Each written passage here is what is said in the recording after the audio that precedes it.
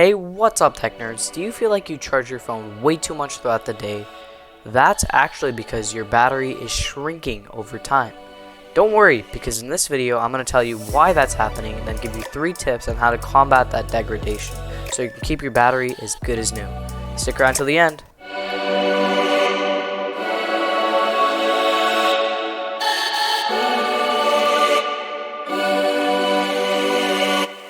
Before we go into how to preserve your battery, we need to understand how and why your battery gets worse over time. So virtually all modern phones use a type of battery cell called lithium ion. Lithium ion is also used in some cars and most electric household items. Well, that's because it's cheap, lightweight, and stores more energy than any other type of battery while being smaller. This is particularly important for smartphones because we want to have maximum performance while having the lowest battery drain, and we want our phones to be as thin as possible. But why your battery actually gets worse lies in the chemical structure of the lithium ion cells. For starters, when you plug in a cable to charge your smart device, lithium ions move through an electrolyte between 2 electrodes, known as the cathode and anode. In a new, or a relatively new battery, ions flow freely between a cathode and an anode. Charging a battery forces ions from the cathode to the anode, and using the battery reverses this flow, hence discharging your device. It's all fine until this point, but the problem is, when your battery is at 100% or 0%, it's being stressed, like a ball on the very, very top of the hill. Over time, this major stress is what degrades your battery and makes it weaker the more you charge it. There are other things which make the battery degrade, including extreme changes in weather and just the general environmental condition that the device goes through. The great thing, however, is that most modern smartphones make it easy to check your battery health. As the name suggests, battery health is basically the condition your battery is in. The lower your battery health, the worse your battery is going to be, and the lower charge it's going to hold.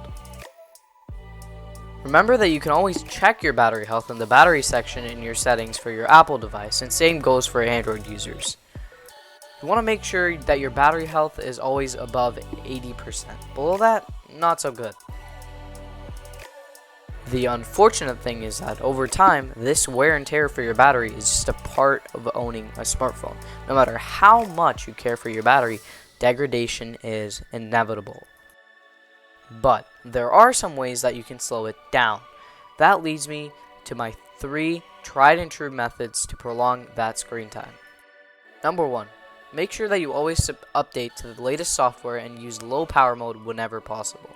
This tip is a no-brainer because the latest updates always maximize your efficiency and low power mode turns off some background processes. Doing this probably saves about 5 to 6% of your battery power. Again, it's not too much, but it's significant in the long run. My second tip would be to always charge your phone to a maximum of 80% whenever possible, and try your best to charge it before it reaches around 20. As I've said before, this tip ensures that your battery won't have too much pressure in its lifetime.